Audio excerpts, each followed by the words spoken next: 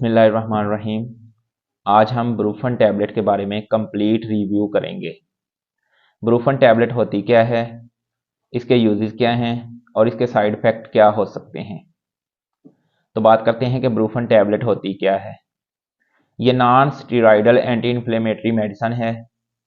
Brufen tablet steroid नहीं होती, लेकिन इसका काम स्टीरॉयड जैसा ही होता है, यानी ये दर्द और सोजिश को कम करती है। ये उन केमिकल को बनने से रोकती है या कम करती है जिनकी वजह से हमारे जिस्म में दर्द होता है। अब बात करते हैं ब्रूफन टैबलेट के यूजेस के बारे में। ये दर्द और सोजिश को कम करती है। ये एंटीपायरेटिक मेडिसन है जो बुखार के लिए भी इस्तेमाल हो सकती है। आर्थराइटिस यानी हड्डियों और जोड़ों के दर्द में इस्तेमाल होती है।